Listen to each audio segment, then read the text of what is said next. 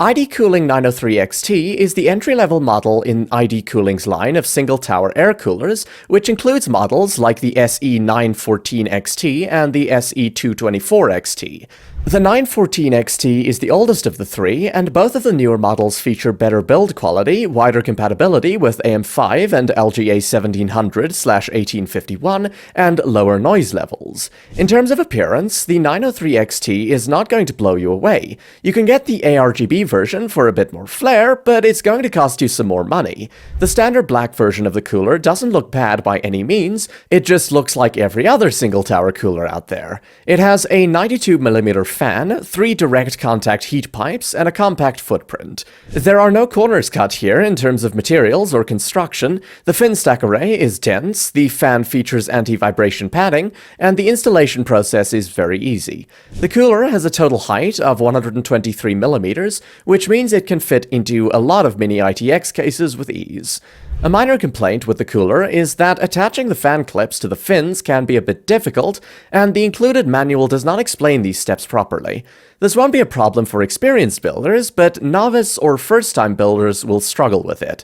Thankfully, that's about as far as it goes in terms of complaints. Performance-wise, the SE903XT does an excellent job, and it can cool a CPU like the Ryzen 5 7600 with ease.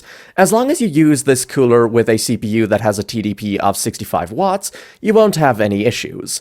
Temperatures stay well below 80 degrees Celsius at full load while gaming, and the idle temperatures are somewhere around 35 to 40 degrees. Most of the time while gaming, the temperature will stay around 70 to 75 degrees Celsius. Not much more to ask for from a single-tower cooler with 3 heat pipes. The fan can spin up to a max speed of 2,200 RPM, but that will rarely happen. It can get loud if it reaches those levels, but during everyday use, such as gaming, the fan noise is not noticeable at all.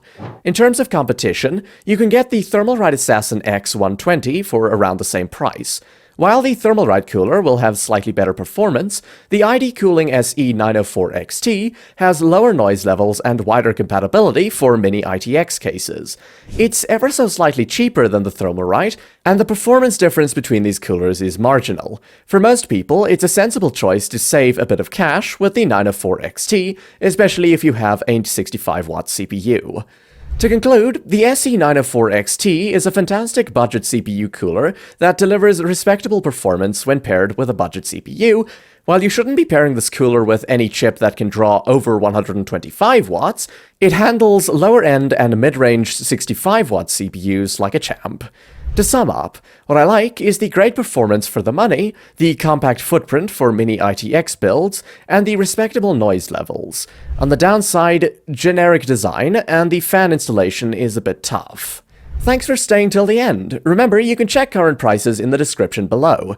If you're looking to optimize your PC even further, don't stop here. We have more videos filled with suggestions and reviews to help you make the best decisions.